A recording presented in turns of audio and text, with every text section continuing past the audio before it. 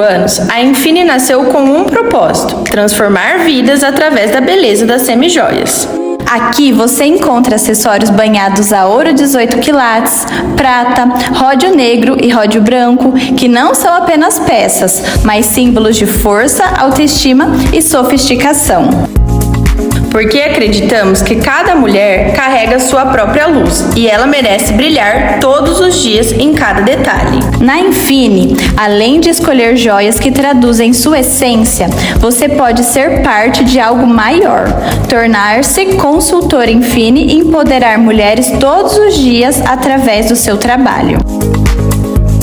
Atendimento na loja física, Rua Pedro de Toledo, 798 em Lins. WhatsApp 14 98208 8287 ou com as consultoras Infine. Existem momentos que pedem um cuidado especial. Um espaço acolhedor, bonito e preparado para receber faz toda a diferença. E é exatamente isso que você encontra na Casa Rosa Beauty. Um ambiente pensado para valorizar sua beleza e tornar cada detalhe único. Maquiagem assinada por Flaviana Coutinho e cabelo por Paula Smaniotti. Profissionais que transformam autoestima em experiência. Na Casa Rosa Beauty, cada produção vai além de estética. É sobre sentir-se confiante, especial e prontas para viver momentos inesquecíveis. E o melhor, com toda a estrutura para noivas, madrinhas e convidadas. Casa Rosa Beauty, Rua Vereador Joaquim Rocha, 210, em Lins. Por trás da Aninha Store existe uma mulher empoderada que, assim como você, acredita na força feminina e no poder de transformar sonhos em realidade. Mais do que moda, a Aninha Store é sobre autoestima, sobre se sentir bem em cada fase da vida. São peças pensadas para valorizar cada detalhe da sua beleza, seja no slim, no plus size ou na moda íntima. É acreditar que cada mulher tem a sua própria essência e que a moda é uma forma de expressar quem somos, fortes, únicas e cheias de atitude. Hoje a Aninha Store está presente em 3 lojas em Lins, além de Promissão e Penápolis, sempre levando moda feminina com carinho, qualidade e propósito. Aninha Store, moda feita por uma mulher que acredita em você, para mulheres que acreditam em si.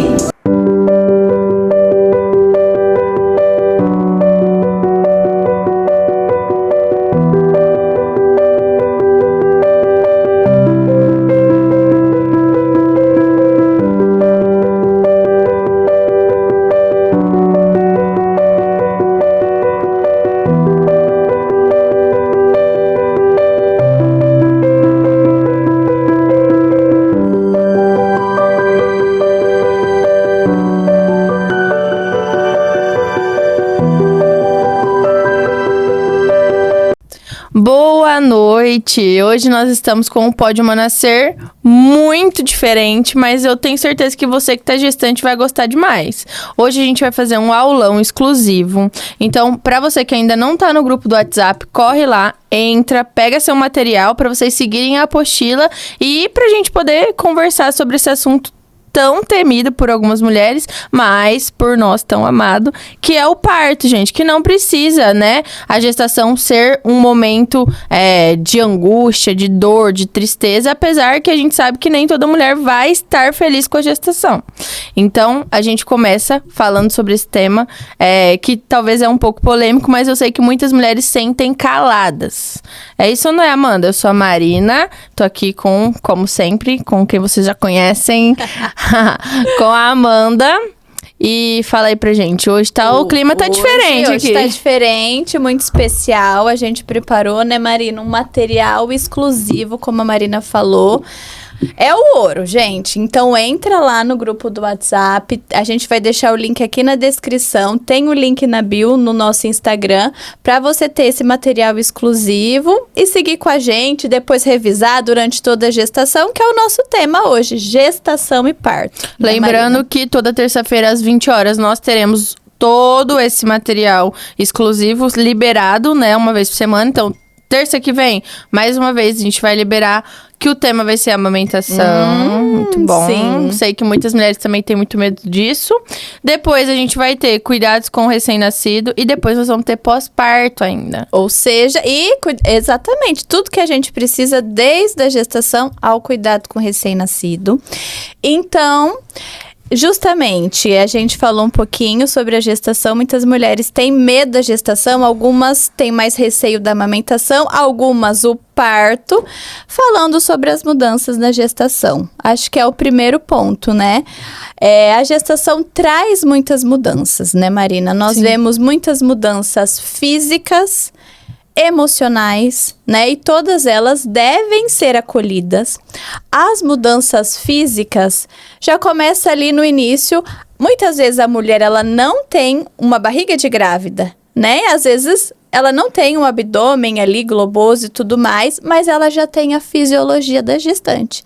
Então, a partir do momento que, pronto, o teste deu positivo, a sua fisiologia modifica. A química do cérebro. Então, isso é muito importante, né? Porque, às vezes, a mulher, ela tá ali num turbilhão de sentimentos. Como eu falei no começo, não precisa ser pesado, não porque essas mulheres não vão sentir tristeza, medo, raiva, né? Enfim, angústia, mas porque elas podem ser acolhidas. Então, a gente tá aqui justamente para validar todos esses sentimentos, seja ele qual for.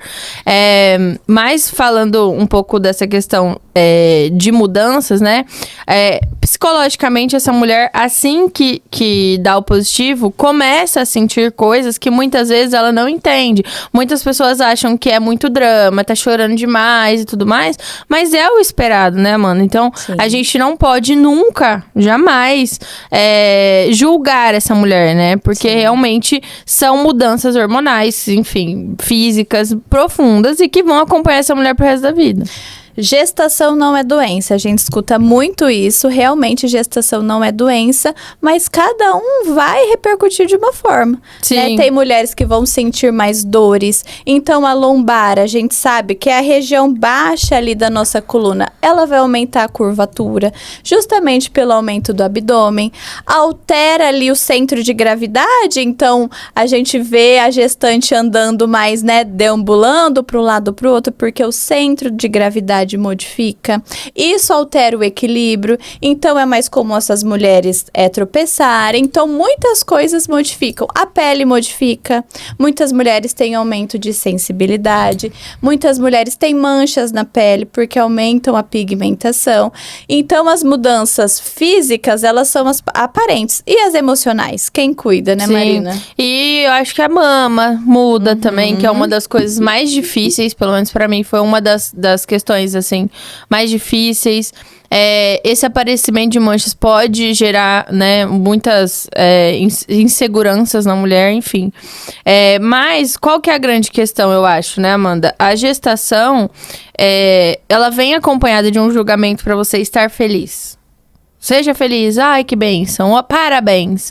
Só que muitas mulheres, elas têm uma gestação fruto de um estupro, de uma violência, num momento conturbado, num momento onde talvez financeiramente não seja, né, o melhor momento para ter um bebê. Se é que existe um melhor momento, né, mas a gente sabe que tem mulheres que se programam, conseguem programar.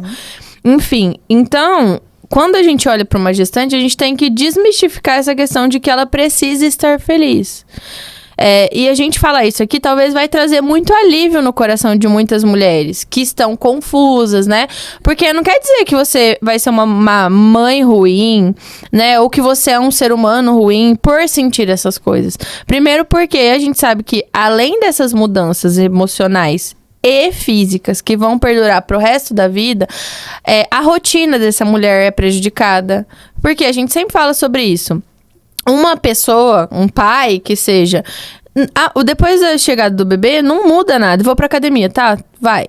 pronta. A mulher não, ela vai mudar todas as questões, ela vai mudar as rotinas, ela vai ter que pensar muitas coisas, vai ter que tirar o leite se ela amamentar ou deixar o leite. Entende? Então, é o que a gente também fala da questão da sobrecarga mental. Então, o que a gente quer trazer, né, nesse primeiro momento sobre a gestação? A gestação, ela vai impactar muito profundamente, né, o parto e o pós-parto. Como foi essa gestação? Como essa mulher foi acolhida? Então, sim, o parto começa na gestação. Então, por que a gente tá falando tudo isso? Para que essas mulheres comecem a se situar e entender que tá tudo bem sentir o que quer que elas estejam sentindo. Inclusive, uma alegria profunda, um agradecimento, uma gratidão, uma felicidade, tá tudo bem. Mas em casos que não é assim, também tá tudo bem e não é o fim da linha, né? Não quer dizer que lá mais pra frente a gente não vai conseguir, enfim. É só o tempo de ter aquele sentimento compreendido, né? E realmente o cérebro muda, né, Marina? Sim. Então, assim, a química do cérebro muda. Você que tá grávida, você vai se identificar. Ou se você conhece uma grávida, começa a ficar esquecida. Começa a deixar panela. A percepção do tempo muda. Modifica. E como a Marina estava falando, a partir do momento que você engravida ou tem esse bebê, não é só sair de casa. Né, você tem, nós antes de estarmos aqui, nós estávamos, né, nos arrumando e justamente leva a criança, leva coisas para brincar coisas para comer. Então, assim, não é só simplesmente, eu tenho um horário, sair de casa. Tem que se programar muito mais, sim, né? E talvez quem tá de fora não entende isso, né? É uma programação e uma carga mental, realmente. Eu não sinto na pele, mas eu vejo de perto. De perto, é isso, mas é isso. E assim, essas mulheres se empoderarem e entenderem que tá tudo bem passar por isso, que não é só ela que tá passando por isso, porque a gente tem uma outra sócia, pra quem não sabe, a Marcela, e eu falo às vezes pra ela assim, gente, Marcela, tô louca não, né, Marcela? Aí também, porque a gente fica com uma sensação, tipo, será que sou eu? Será que o problema é o que eu estou fazendo? E aí a Marcela com os 2 filhos dela fala, não é você não, aqui em casa também, tá tudo bem.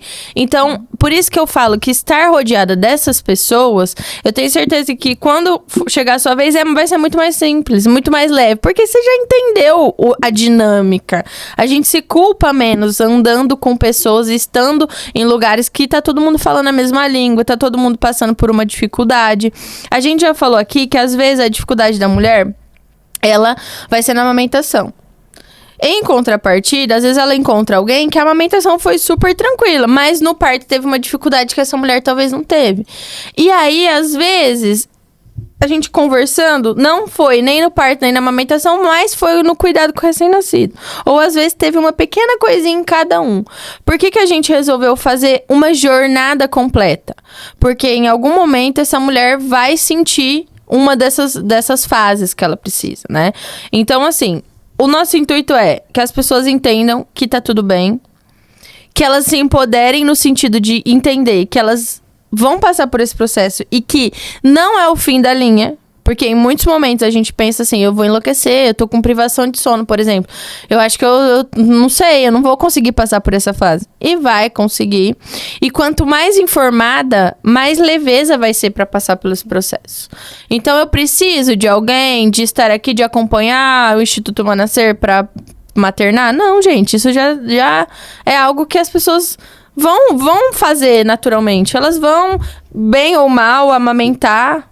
Elas vão parir, elas vão engravidar e tá tudo bem, a gestação vai seguir. Só que ter esse conhecimento faz com que as coisas fluam mais naturalmente. Porque a partir do momento que quando tô achando que tá tudo errado e que não tem jeito, e eu olho pra uma outra pessoa, pra uma amiga, pra uma sócia e pergunto, é isso mesmo? E ela fala aqui em casa também. Você fala, opa, então tá. Então não sou só eu. Então como que você faz aí? Né? Como que é a sua rotina? E você vai aprendendo. Então, esse é um espaço para as mulheres aprenderem. E se empoderar vai fazer com que essas mulheres aprendam a falar não. Que eu acho que é uma das coisas mais difíceis. Sim. Por quê? As pessoas acham que barriga de grávida é patrimônio público. Todo mundo pode pegar, todo mundo pode tocar. E não é bem assim, né? Não é bem assim. Na verdade, não é nada assim. né? Tem gente que não liga, não se importa, mas a grande maioria conversa com uma grávida. Você que não tá grávida. É muito estranho, quando a gente não tá grávida, ninguém vem passando a mão na nossa barriga do nada. Sim. Né? Então, assim, falar não já é uma dificuldade geral, mas aprender a falar não desde a gestação eu acho que é um divisor de águas, né? Porque tem um caminho muito grande aí pela frente. E quando a gente escuta e vai indo pela onda das pessoas, a gente não consegue nem entender o que a gente quer. Como eu vou criar? Será que eu quero não amamentar? Será que eu quero parto normal ou cesárea? Será? Como que vai ser? Eu vou fazer cama compartilhada? Como vai ser a introdução alimentar? É um mundo novo, né? Mãe de primeira, de segunda viagem, sempre vai ser uma nova gestação, um novo pós-parto. E quando a gente escuta muito, quando a gente só vai sem informações, dá uma confusão, né? Sim. Então, justamente, aqui como a Marina falou, são informações atualizadas, né? E baseadas em evidência científica, a gente coloca sempre uma pitadinha também, né, do dia a dia, de como é Da a realidade, né? Mas é baseada em evidência científica e com certeza barriga de grávida não é patrimônio. Não, e as pessoas, elas têm essa mania de começar a falar, né? Ai, que barriga pequena. Ai, que barriga grande. Ai, mas vai ser cesárea. Ai, mas o parto normal não sei o que. Ai, porque o primo do meu tio, do meu vizinho lá... Viu? O que acontece quando a mulher... Lá na carochinha do sul. Nossa, sim, exatamente. Aconteceu um parto. Nossa, foi horrível. Você realidade. viu não sei o que, não sei o que. Tá, beleza. Só que o que acontece com essa mulher? Ela fica completamente insegura. E lembra que a gente falou das mudanças emocionais e hormonais da gestação? Ela já está insegura por N motivos. E esses palpites desnecessários, esses comentários desagradáveis fazem com que essa mulher... ela realmente entre numa depressão, né? Numa confusão muito grande. E aí, o que acontece? Ela acaba tomando decisões que talvez não sejam as que ela gostaria. E aí, lá na frente, o puerpério cobra, eu sempre falo isso. Porque aí, a hora que ela vê e olha pra trás e a decisão era algo que ela não queria ter tomado, ou que ela tomou por pressão ali dos familiares, das pessoas, além dela se arrepender... ela tem uma questão muito grande de lembrar que esse momento não vai voltar mais. Que esse filho é único. Muito grande. Exato. Né? Então, isso impacta. Por que eu falo que a gestação vai impactar o parto? Porque se você ouve um monte de porcaria durante a gestação, de medo, sabe? Inclusive de desinformação. Porque tem umas informações aí que a gente não pode nem chamar de informação. E aí, o que vai acontecer? O parto vai ser impactado. Por quê? Porque essa mulher... tá com medo, né? E aí, o melhor, a maioria das coisas que as mulheres têm medo, e a gente já vai falar mais à frente, são falsas. Ou coisas evitáveis. Não, elas têm medo de coisas, aí elas tomam uma decisão. Então, eu vou falar aqui a cesariana por medo da dor. Elas tomam a decisão, eu vou pra uma cesariana porque eu tenho medo do parto normal doer, porque eu ouvi que dói para... Tá. Só que ela não colocou na balança que o pós-operatório vai doer do mesmo jeito. Sim. E não colocou na balança que vai ter uma cicatriz, que vai ter todas as outras questões envolvidas, né? E aí, o que acontece, né, com essa mulher? Por quê? Porque ouviu algo durante a gestação. Então, por isso que a gente fala, gente, empoderamento e a informação é poder mesmo de você ter uma gestação mais tranquila nessa fase que é difícil, mas que pode ser muito boa para algumas mulheres e para algumas é muito ruim e tá tudo bem. E no pós-parto. Sim. Né? E pensando que parto se inicia no pré-natal, então a gente precisa ter um bom pré-natal. Sim, né? E a maioria das mulheres ouve o quê no pré-natal? Muitas vezes o medo é o parto. Ah, mas você tá de 23 semanas, peraí. Não, vamos conversar disso com 36 lá pra frente. Não, é muito cedo falar de parto. Tá muito cedo. Ai, mas eu vi uma recomendação nova. Não, mas no seu caso não é assim. Então, muitas vezes, podem sim ser negligenciadas. Tem as suas dúvidas caladas de que tá cedo demais, de que não é hora. Gente, toda hora é hora. Sim, né? Porque é algo que vai impactar pro resto da sua vida. Sim, você não vai tomar uma decisão tão importante gestante como essa com 36 semanas... Com 2 dias antes do parto, a gente fala. E aí, geralmente, é o quê? Aí, um cordão enrolado no pescoço. Aí você não sabe nada pra trás. O que é verdade, o que não é. Aí, ainda mais bebês que vão nascer perto de Natal, Ano Novo, Carnaval. A gente tá num momento muito propício. Né? Então, assim, novembro, dezembro, as cesáreas que já são enormes no Brasil, elas aumentam ainda mais justamente pela facilidade de se marcar uma cesárea. E isso traz muitas repercussões. Inclusive, né? De bebês na UTI. Então, assim, não é eu, não é Amanda, né? Não somos nós que estamos inventando isso. Isso são números. Sim. Né? Então, assim, não é uma fonte das nossas cabeças. Não.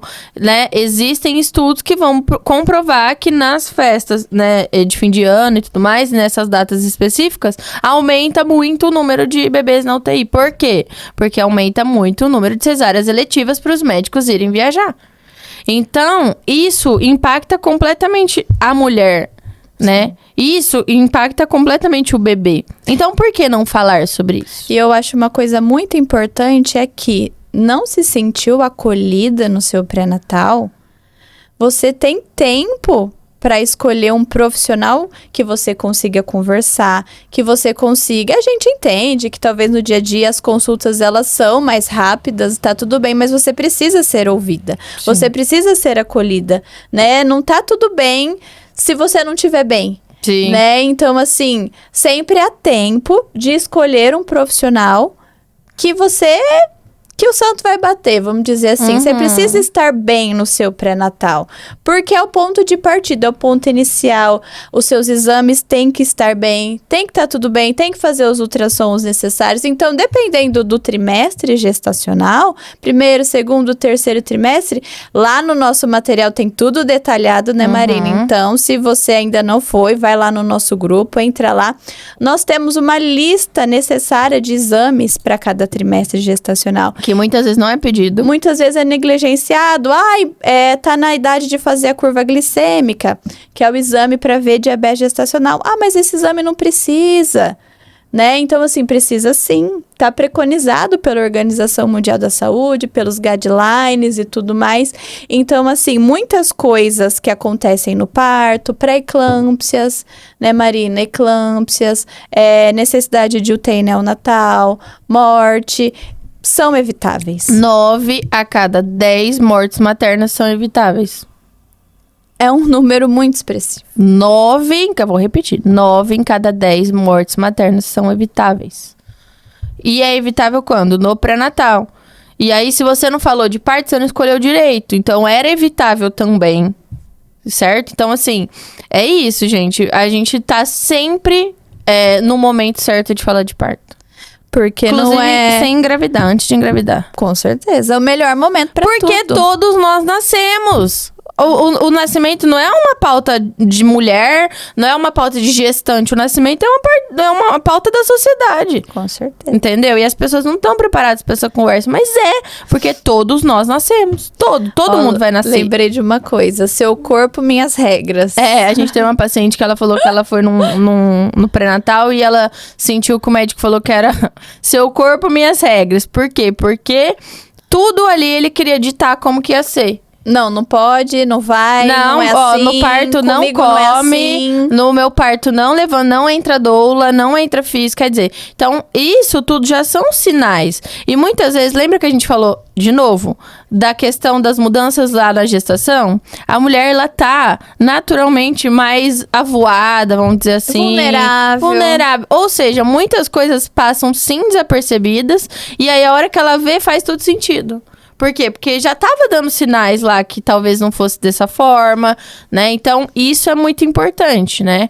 E quando a gente não tem a informação correta, é onde tem o desespero. E quando justamente precisa de uma emergência, não sabe identificar, né? Que são os sinais de alerta do corpo, exatamente. Né? Eu vejo, muitas mulheres não sabem o momento de ir pro hospital, não sabem o que é um tampão mucoso, que a gente vai falar daqui a pouco, né? Então, assim, são muitos detalhes simples que devem ser passados no pré-natal, mas aí fica desconversado. E aí, quando tem uma emergência, a contração uterina antes de 37 semanas, que mais, Marina?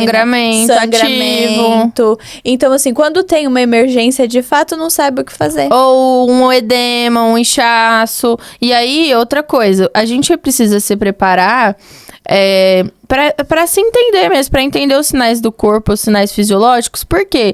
Porque ainda que você vá e tenha uma opinião profissional, né, que esse edema é normal. Você se conhece, você tá vendo que às vezes o edema não é normal, que é o inchaço. Tá um inchaço muito grande. Não, meu nariz inchou demais de ontem pra hoje, minha mão tá muito inchada, mas falou que é normal. Mas você tá achando normal? Se você não está achando normal, ainda que alguém falou que é normal, então vamos procurar. Por isso que a informação é o poder. Porque conhece o corpo. Conhece. Né? Então isso salva, né? Muito inchaço, dor no estômago, visão turva. Sabe quando a gente começa a ver mas estrelinha? É só uma dorzinha. Não tem essa, não tem problema. É isso que eu tô te falando de conhecer o corpo, que a gente já teve casos, né? Então, uma dorzinha. Uma dorzinha, tô com fome. Não é fome. Não é fome, né? Exatamente. Já aconteceu. Então, assim, isso pode salvar a sua vida. Porque o que eu penso, né? Vamos falar esse caso abertamente. A gente teve uma gestante, a gente já estava no hospital, que estava com uma dor na boca do estômago. Primeira coisa que a gente faz quando a gente sabe que é um sinal de alerta é o quê? Tentar prevenir. Qual que é a prevenção? Medir essa pressão, tá? Então, o que a gente vai pensar em dores abdominais na boca do estômago? Que pode ser uma pré-eclâmpsia, né? Hipertensão, mesma coisa, visão turva, mesma coisa, dor de cabeça, dor na nuca. Mas eu dormi de mau jeito. Tudo bem, mas custa medir a pressão? Mas eu comi coisas gordurosas ontem. Exato, não importa. Então, a gente já teve esses dois casos, né? Sim. De pré-eclâmpsia, que a gente identificou. E que essas duas mulheres, a gente tem inclusive relatos, né? Delas falando que elas não perceberam a gravidade. Então, por isso que a gente fala que saber o sinal de alerta, você não precisa ser um profissional pra saber o sinal de alerta. A partir do momento que a gente já passou aqui, que todos esses sinais são sinais de alerta, vocês já sabem em casa o que é um sinal de alerta. Então, você já pode ficar, pelo menos, né? Mas é pra ficar em pânico, todo e qualquer coisinha. Não é isso. Mas, eu tô com uma dor na boca do estômago. Vamos medir a pressão? Fazer uma mapinha de pressão, como que tá. Esse caso foi bem emblemático, porque aí eu pedi pro pessoal medir a pressão. E o pessoal falou, não, ela tá sem comer desde as 3 horas da tarde, é meia-noite. É fome. Você não acha que é fome? Aí ela acha que pode até ser. Não tava se sentindo mal. Eu falei, mas vamos medir a pressão? E vamos medir pra você ficar tranquila, então. Então tá. E aí, quanto que tava a pressão? Você lembra? Acho que era 20/14, 20 por 12. 12. 20 por 12. A pressão estava 20 por 12. Por quê, gente? A pré-eclâmpsia, ela é silenciosa. Então, por mais que às vezes a mulher não tá se sentindo tão mal, né? É ativa, come bem, tem uma gestação saudável... Pode acontecer. Silenciosa. Então, Ela é assim, silenciosa. estou com uma dor que não é habitual, estou com uma dor de cabeça, uma dor na boca do estômago, uma dor na barriga, uma coisa diferente do habitual. Normalmente, pelo menos 2 desses sinais e sintomas, né? Nossa, eu tô muito inchada e com dor no estômago. Ou, nossa, de repente, minha visão ficou turva. Vale a pena conversar com o seu médico. Sim, e vale a pena medir a pressão, né? Tem lugares que medem, farmácia. Ou tem muitas mulheres que têm um aparelho em casa, que seja um aparelho de confiança, obviamente. Mas faz essa autoanálise. Eu acho que isso salva muito. Então, quando a gente fala em prevenção, a gente não tá falando só em prevenção profissional. Mas a gente tá falando em educar uma população para saber o que é uma gestação. Que a gente não fala mais, pra vocês terem noção, gestação de baixo risco. A gente fala de risco habitual. Por quê? Porque não é um baixo risco. Não. Toda gestação tem um risco envolvido habitual. Então, a partir do momento que engravidou, o corpo já está em sobrecarga. Exatamente. Né? É um esforço muito grande do corpo em manter aquela gestação. Os órgãos mudam de lugar. Quer dizer, então, peraí. né? Por isso que a gente traz essa educação pra você. Ah, mas é pra desesperar, é pra qualquer sinal, né? Não, gente, mas é pra saber, pra ter essa informação. Essa informação, ela vai fazer com que muitas mulheres identifiquem sinais muito rápido, né? Que foi os 2 casos que a gente teve. Óbvio que a gente tinha um apoio profissional ali, mas elas também estavam cientes, né? De riscos, enfim. Isso é muito importante. E... passando pela gestação. Chegamos ao tão temido ou amado. Pra mim, amado. Pra mim, amado. Parto. Trabalho de parto. Marina, como que eu sei que eu estou em trabalho de parto? Nossa, muitas mulheres têm esse medo, né? De, será que eu vou saber e tudo mais? Mas a primeira coisa que eu acho que a gente tem que falar é uma introdução ao parto. Porque muita gente fala, meu parto foi cesárea. Não. Não tem parto cesárea, Polêmico, né? Polêmico, mas é a realidade dos fatos. Se a gente pegar no dicionário e a gente colocar lá a palavra parto, a gente vai ver que parto não é cesárea. São coisas diferentes. É um procedimento cirúrgico. Isso inviabiliza ou diminui a maternidade da mulher? Não. Tem nada a ver uma coisa com a outra. Mas entender que cesárea não é parto faz com que a mulher tenha uma escolha mais consciente. E tudo bem se escolher pela cesariana, mas cesárea não é parto. Então, o que de fato é parto, né?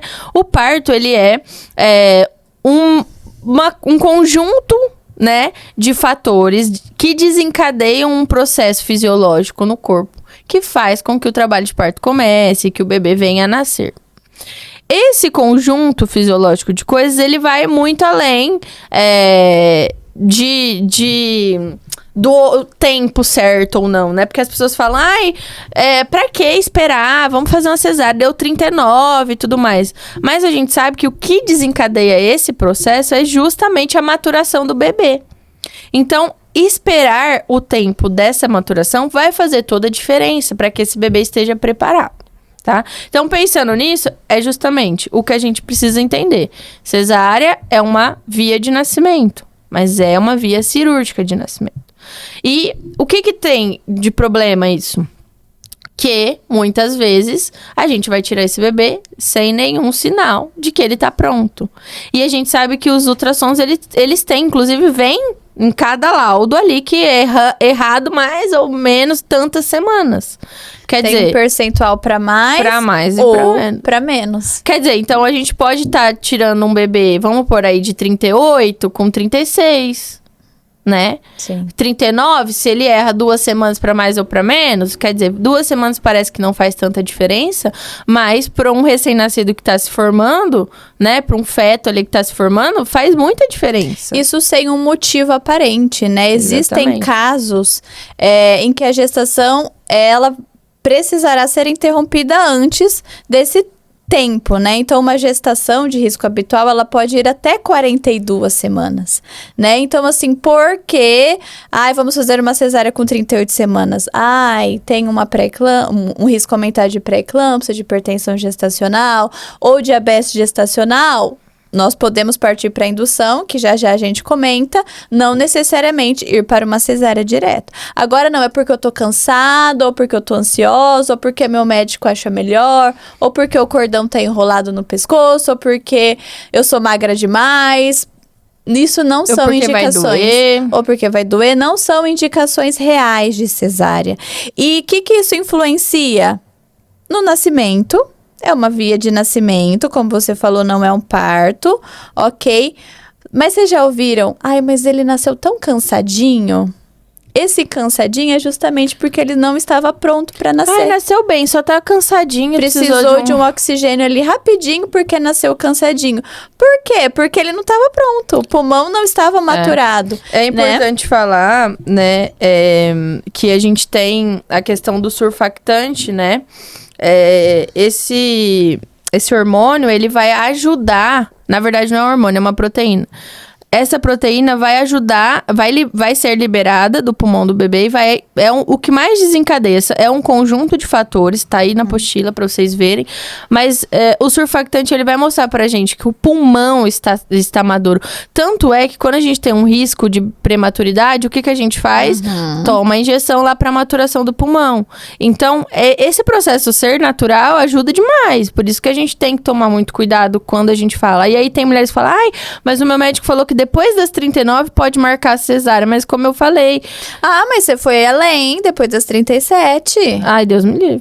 Mas agora eu Mudou ouvi recente, pouco, né? que o pessoal agora tá esperando um pouquinho mais. Mas essa última vez que eu falei... Tem médicos que a partir das 37 tá pronto, qualquer hora. Ainda mais se for próximo do Natal.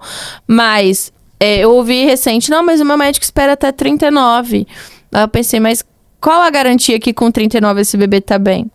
Ao mesmo tempo que a gente vê bebês com 36 e pouquinho, até 35 a gente já viu, que nasce espontaneamente e não precisa de suporte nenhum, que teoricamente está prematuro. Por isso que é a importância de esperar todo esse processo e o tempo, né? Então, não é algo que a gente tá inventando também, mais uma vez, né? A gente fala dessa questão de esperar, porque tem um benefício muito grande envolvido. E risco envolvido também.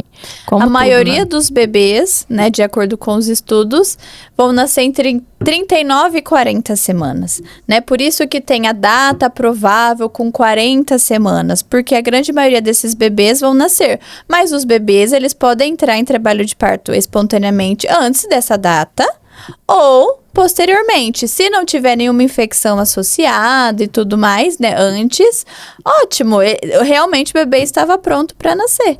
Né, Marina? Agora não, vou marcar uma cesárea por conta disso, vem as consequências, né? E as consequências, elas são grandes. Justamente uma delas, a principal, é a necessidade de uma UTI neonatal, que poderia ser evitável. Sim, né? Essa questão da gente evitar as coisas é o que é mais importante, eu acho. Porque tudo dentro da obstetrícia é meio imprevisível. Sim, Existem casos, emergência acontece. Mas muita coisa é evitável. E o que é evitável, a gente tem que priorizar sempre, né? Existem reais indicações de cesariana, né? Vou até pegar minha colinha aqui, mas uma delas que é absoluta e que a gente já vê em ultrassom, antes de entrar em trabalho de parto, é a placenta centro total, né? Placenta prévia, centro total. O que é isso? É quando a placenta, ela vai cobrir o colo do útero.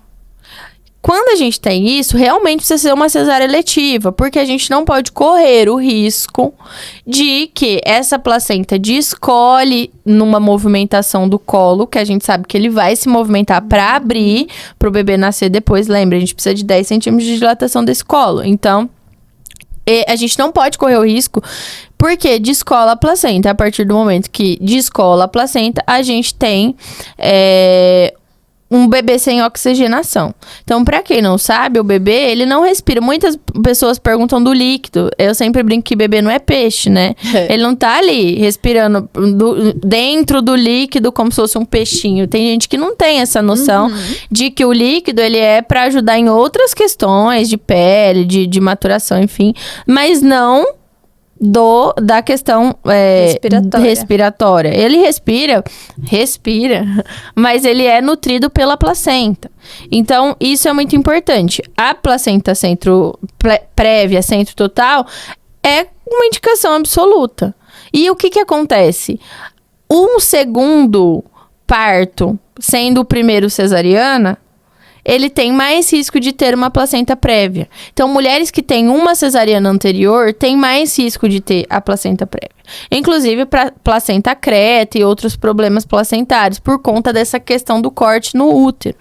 Então, isso é uma coisa muito importante. Então, a cesárea eletiva, fazer uma cesárea sem uma necessidade, vai causar impactos em toda a parte reprodutiva dessa mulher. Nas futuras gestações. Nas futuras gestações, nos futuros partos e tudo mais. Lógico que ter uma cesárea não é indicativo de ter outra cesárea logo em seguida, né? é o VBAC, que é o parto vaginal após a cesárea, mas isso pode impactar sim, como por exemplo, uma placenta creta, né? Sim, Isso vai a prévia que tem mais placenta risco. prévia, então isso vai aumentando e vai impactando os próximos partos e as próximas gestações. Então Sim. não é só uma cesárea eletiva, sempre tem uma repercussão. Sim, e aí a gente vai falar sobre indicação de cesárea, né? Pré-eclâmpsia grave, síndrome de HELP, né? Quando não tem mesmo, tem uma indicação de cesárea, é real. Nem toda mulher que tem a hipertensão vai precisar passar por uma cesariana. Isso não é, né, uma sentença. Mas, quando a pré-eclâmpsia realmente acontece, pode ser uma indicação, assim como a síndrome de HELP. Que é mais? Hemorragia grave materna, infecções, né? Cicatriz. Aí, o que é infecção? Então, herpes ativa, HIV também. Então, algumas infecções, elas realmente não são indicadas o parto normal. E tá tudo bem. Mas aí é uma indicação real, né? Depois a gente Ou seja, são poucas as indicações reais. Sim, dá pra... É mais fácil eu falar quais são as indicações do que o que não é que a gente ouve por aí. A listinha é muito menor, né? Ou seja, são casos graves. São cardiopatias graves. São coisas graves. Não é como a gente falou algumas vezes, cordão enrolado no pescoço. Nem porque a mulher é magrinha demais. Ah, é muito líquido, pouco líquido. Exatamente. Porque quando você é velho, ou você é gordo, ou você é magra. Tudo pequena. Tudo isso não é uma indicação real de cesárea. Isso tem que ficar muito, muito, muito frisado. Sim, e... Inclusive, né, as questões que a gente tem envolvendo a cesariana, a maioria a gente vê que é mito, não tem jeito. Por isso que a gente resolveu trazer quais são as indicações. Sim. Porque as que não são muitas que o pessoal fala, né? Então, a gente tem a questão do renascimento do parto, que eu gosto muito de falar. Tem uma cena que as mulheres, elas começam a levantar quais foram as indicações de cesárea delas. Aí, tipo, glaucoma. Nossa. Né? Tipo, são várias bizarras, assim. E, então, porque o bebê tava dormindo, eu já ouvi essa. E soluçando, né? A gente teve muita... Enfim, tá. Aí a gente tem as indicações por questão do feto, né? Que seria o sofrimento fetal, que a gente vai falar hoje em dia, durante o trabalho de parto, o batimento fetal não tranquilizador. Quando o batimento do bebê, por algum motivo, não está tranquilizador, faz lá um exame, né, que é o cardiotoco, que vai ver essa necessidade cesariana. Outra questão que a gente tem é a apresentação transversa, certo? Por quê?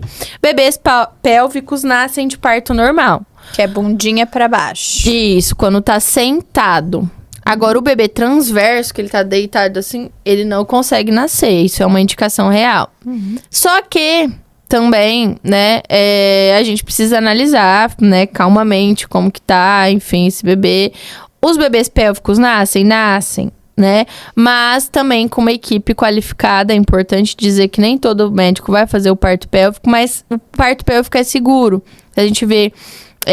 os estudos, eles vão falar que são seguros tanto quanto a cesariana nesse momento, porque os riscos são bem parecidos, né? Então, dá pra ter o parto pélvico. Só que, o que muita gente não fala sobre o parto pélvico? Que dá pra tentar fazer ele virar antes, né? Tem a parte Essa semana tivemos dois. Dois a gente postou, porque a gente consegue fazer exercícios específicos, posturas específicas que auxiliam, né, abrir espaço na pelve materna para esse bebê girar. Tem acupuntura, né, a moxa bustão e tudo mais, que é específico também, pontos específicos para ajudar esse bebê a virar. A gente tem algumas questões de bolsinha quente, bolsinha fria, porque o bebê, ele sempre vai atrás da vibração. Então, conversar mais lá embaixo, na barriga, na parte baixa da pelve, colocar uma bolsinha mais morninha lá na região baixa e uma mais fria em cima, O bebê, ele sempre vai em direção à vibração e em direção ao calor também. E ao som, né? Ao som, né? Então, assim, são estratégias. E se nenhuma dessas estratégias, porventura, der certo, ainda tem a versão cefálica externa, que é uma manobra realizada por obstetras, né, especializados, que é justamente virar o bebê dentro do útero. Sim. Então, a gente tem muitas possibilidades. Até para né? isso, tem como a gente, né, tentar ainda. Então, Sim. assim, nossa, o meu bebê tá pélvico, não tem uma equipe especializada perto de mim, mas tem equipes na região que podem auxiliar esse bebê a virar para nascer cefálico. Lembrando que não é importante para via de parto, mas o bebê está cefálico, que é a cabecinha para baixo, é importante também para displasias de quadril. Então, depois para o desenvolvimento do bebê. Então, procurar com exercícios o quanto antes, e a gente vai aumentando, né, essas condições, é importante futuramente para o bebê também. E é importante lembrar isso que você falou, que o bebê, por estar pélvico, né, não vai... essas indicações futuras que você falou, né, que o bebê pode ter, só de estar na gestação pélvica, a gestação toda e ir crescendo ali, já é uma questão que tem tudo isso que você tá falando, não necessariamente a via de parto, né? Isso é super importante falar, porque até os bebês, por exemplo, que nascem já depois de estar pélvicos por via de cesariana, também podem ter todas essas questões que você falou. Porque ficou muito tempo naquela posição, né? É natural, todos os bebês, né, todos os recém-nascidos, eles têm assimetrias, né, que devem, é um sonho que todos os bebês passem por um osteopata, passam por um fisioterapeuta para analisar, mas porque ele fica muito tempo naquela posição, né? Então, essas assimetrias, elas acontecem, essas displasias, mas a posição mais fisiológica de nascimento é a cefálica, por isso que procurar essa postura é importante para o parto, mas também para o desenvolvimento do bebê a longo prazo. Sim, com certeza. Porque muita gente... E logo que vamos falar de bebê pélvico, já identifica que o parto que é o risco, etc. Só que tem outras questões da própria gestação que o bebê pélvico tem ali.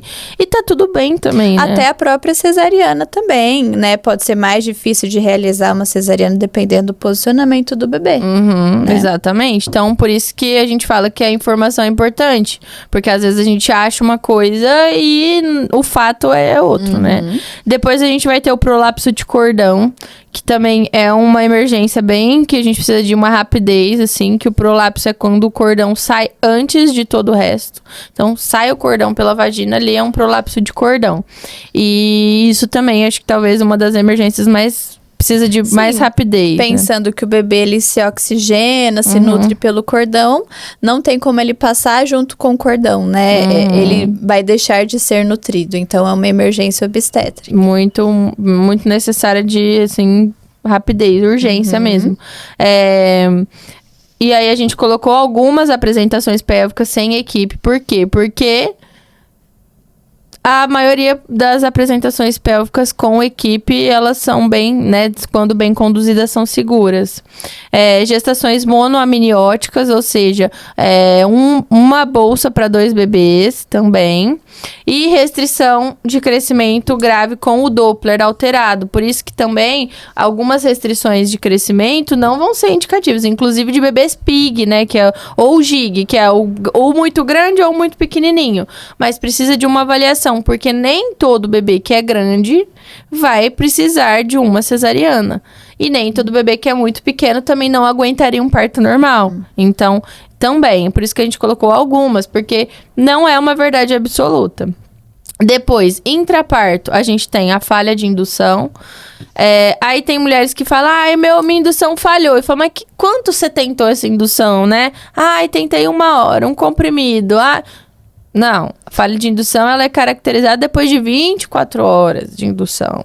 Então, ainda tem um tempo pra gente entender, e aí vai depender do método. E tem vezes que a gente ainda consegue tentar outro método depois do primeiro. Então, também é uma coisa, a gente coloca falha de indução aqui, mas tem alguns adendos passando sobre por isso. todo o protocolo, né? Exato. Depois, parada de progressão após o manejo adequado. O que é isso? Fizemos tudo, exercícios, e parou a progressão do parto.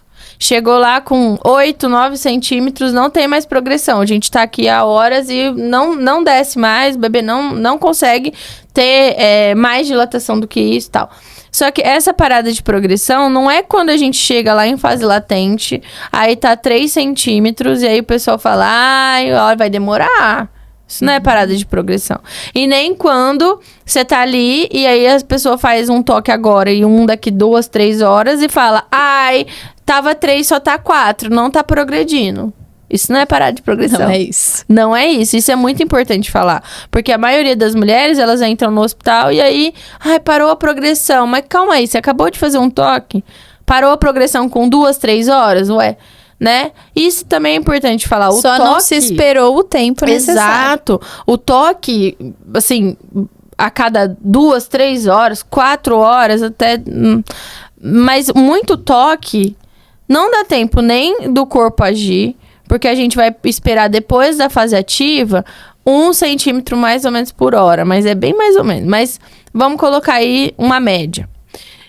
E aí, se você ficar fazendo toque toda hora, além de você não deixar o trabalho de parto progredir, essa mulher fica com dor, fica com medo, fica ansiosa. Aí ela já acha que ela não vai aguentar, porque ela fala, meu Deus, se eu tô com 4 centímetros e eu tô com essa dor absurda, eu não vou aguentar, não. E aí ela nem curte, nem consegue passar pelas fases. Então, essa questão também do toque é uma coisa que precisa observar. Né? Porque essa questão de muito toque atrapalha demais o trabalho de parto. Existem várias formas de se visualizar a progressão do parto, né? O toque é só uma delas. Exatamente. Então, como que a gente visualiza, por exemplo? A gente consegue visualizar através do sonar. Então, eu tô escutando esse bebê lá em cima. À medida que a gente vai descendo e centralizando o foco do coração no sonar. E aí a gente consegue entender que esse bebê tá girando e tá descendo. Então, só isso pra nós já vai caracterizar que o parto tá progredindo. Então, eu não preciso fazer um monte de toque. Fora a vocalização da mulher. A forma como ela fica mesmo, porque no começo tá mais alegre, mais feliz, falando bastante, daqui a pouco já começa a se interiorizar. Introspectiva. Fica mais introspectiva, fica com uma vocalização diferente. Quer dizer, tudo isso a gente consegue observar. A questão do sacro, que é esse ossinho do cóccix, que ele começa a baular mesmo pra fora. A gente consegue entender que o parto tá progredindo, tá descendo. Até porque a dilatação, como a gente já falou em alguns momentos, é algo que... Estou dilatando, mas a bolsa não rompeu ainda... Pode ser que demore um pouco mais. Se rompe a bolsa e esse bebê desce e encosta ali a cabecinha no colo do útero, às vezes estava com 4, 5 centímetros, mas essa pressão que a cabeça faz com que o colo consiga, né, terminar de dilatar, vamos falar assim, para as mulheres entenderem. Então, são muitas variáveis, né? E a gente precisa observar com cuidado. E depois a gente tem a desproporção cefalopélvica verdadeira, que é quando essa mulher tem 10 centímetros de dilatação. Já fizemos de tudo, mas o bebê tá mal posicionado e não consegue nascer, apesar da dilatação total. A desproporção cefalopélvica, para ela ser caracterizada, precisa dos 10 centímetros. Sim. Ah, mas cheguei a 10 centímetros, passei por todo o trabalho de parto e vou ter que ir para uma cesárea? Com certeza, ter uma cesárea intraparto, após, né, o trabalho de parto, é diferente de ter uma cesárea letiva, né? Então, tanto a mãe quanto o bebê entenderam que era o momento de nascer, passaram por toda a fisiologia desse parto, então, com certeza, esse bebê ele vai estar muito mais pronto para nascer. E a recuperação também mais rápida. Sim, e eu acho que essa questão, né, toda que eu tô falando aqui da cesariana, né, é algo que essas mulheres elas precisam começar a entender minimamente, porque, por exemplo, eu como doula já acompanhei partos em hospitais públicos que foi caracterizado, vamos para cesárea porque está com desproporção cefalopélvica com 8 centímetros, né? Então, quer dizer, não tem muito o que a gente fazer naquele momento, porque é uma conduta médica, mas a partir do momento que essa mulher sabe, né, o que caracteriza ou não, ela consegue perguntar, né, questionar, né? E aí muitas mulheres falam, mas eu vou questionar? Sim, porque a gente precisa estar segura para ter essa decisão, né? Tomar essa decisão. Só que sem esse empoderamento, sem essas mulheres terem esse conhecimento, fica muito difícil questionar. Porque como você vai questionar um profissional que tá falando que você vai colocar a vida do seu filho em risco? Então, esse conhecimento, ele é para prevenir algumas coisas, porque na maioria das vezes a mulher ela vai escutar o profissional que tá ali, né? Mas ter esse conhecimento pode ser, assim, uma linha muito tênue entre você mudar de hospital, como a gente já ouviu o caso da mulher falar, não, então aqui eu não vou em outro, que eu sei que isso aqui é mentira. Né? É um cordão enrolado no pescoço. Não. Que foi um caso de uma paciente nossa que mudou de médico no último minuto, né? Que ele falou, se até semana que vem não nascer, eu vou fazer a cesariana. Toque o papel da cesárea. Ela pegou e falou, ok. Nunca mais voltou e teve um parto normal. Então, assim, é isso. É essa linha entre conseguir o que você de fato quer, né? É isso. A informação, ela muda desfechos e muda experiências. Ai, quer dizer que eu tenho que ser uma super mega power... Saber, né? Tudo, decorar tudo. Não, mas essas informações básicas já vão fazer toda a diferença. Não quer dizer que você vai precisar se formar como... né, enfermeira, obstetra, doula, não é isso. Mas as informações básicas de educação perinatal, que na minha visão é uma educação que todo mundo deveria ter. Sim. Na escola. Porque todo mundo nasce, igual eu falei, então... E aí, né, a gente precisa saber, né? E, então, é basicamente essa a questão da cesariana, das indicações de cesárea. Vocês viram que não são muitas. São poucas. Elas têm variáveis? Sim. Mas são poucas. A gente consegue entender quando é algo assim que realmente é fora do normal e é mentira. Não é uma realidade, né? Depois, o que a gente vai falar, né? Sabendo que a cesariana tem riscos associados a mais pro bebê, né? A gente pode escolher uma cesariana mesmo assim? Óbvio. Eu sempre falo aqui, gente, humanização é justamente o protagonismo e a autonomia da mulher. Porém, se eu sei que se eu vou para uma cesariana, eu esperar o bebê dar o sinal é melhor, por que não esperar? E se eu não quero esperar mesmo assim, quero agendar a eletiva, não é um direito meu ter a informação? Sim. É isso. Então, o que a gente preconiza é você não ser enganada. Escolher consciente. Exatamente, você ser levada contra a sua vontade. Agora, não, eu sei dos riscos, eu sei dos benefícios, eu não quero isso, eu quero X, eu quero Y, tá tudo bem. A humanização é isso, é você ter a informação e ter as suas escolhas conscientes. Sim. Né? Ser respeitada de acordo com as suas decisões e os profissionais fazerem o melhor possível dentro do seu querer. Exatamente. Né? E não por conveniência própria e tudo mais. E aí, a gente já chega numa questão que é a questão do parto humanizado. Por quê? Parto humanizado é parto normal? Não. É parto na banheira? É parto com luz baixa? É parto com música? Não. Parto humanizado é o que a gente acabou de falar. Quando a mulher pode escolher... Lógico, a maioria dos partos vão ser normais. Por quê? Porque a partir do momento que você é consciente, a maioria das pessoas vai optar ainda assim por ter um parto natural, um parto normal, por, enfim, dar mais autonomia para o bebê escolher o seu momento, sabendo que ele vai ter menos riscos, enfim. Tudo bem. Mas o parto normal, ele não necessariamente é humanizado. E não necessariamente também uma cesariana não é humanizada. Então, você pode ter um parto normal no hospital, ou um parto humanizado, aliás. No hospital, em casa, na banheira, fora da banheira, em qualquer lugar, né? O parto humanizado, ele não é uma via de parto, né? Ele tá justamente no respeito... Nem o local. Lógico que ter banheira, ter luz baixa, não falar alto, respeitar as vontades da mulher, é o mínimo, é o básico. Tá presente no parto humanizado, porque isso favorece a fisiologia. Mas deveria estar presente em qualquer parto, todos. Porque é um direito do ser humano. Exatamente. Ele faz parte, ele está ali, mas ele não é isso. O parto humanizado é o respeito às escolhas da mulher, de acordo, lógico, com a segurança e com a evidência científica. Exatamente. Porque tem gente que fala, mas por que todo parto humanizado tem a luz, tem a banheira, tem isso o quê? Porque é uma evidência que o ambiente vai favorecer o parto. Então, não é porque a gente achou bonito, é o que eu tô falando desde o começo. Essas informações não somos nós que estamos impondo aqui. São informações reais de muitos anos de estudo, né? Então, é isso. Sabendo o que é parto normal e o que é parto humanizado, a gente também consegue escolher melhor e entender que muitas vezes tem mulheres que vão sonhar que querem um parto na banheira ou um parto lá numa banqueta, no chuveiro, que elas vão pro hospital e elas vão ter isso, e nem sempre elas vão ter isso. Muitas mulheres chegam no hospital e se deparam com posição litotômica, que é a posição ginecológica, com perneira, com não movimentação, né? Não liberdade de movimentação, não liberdade de alimentação.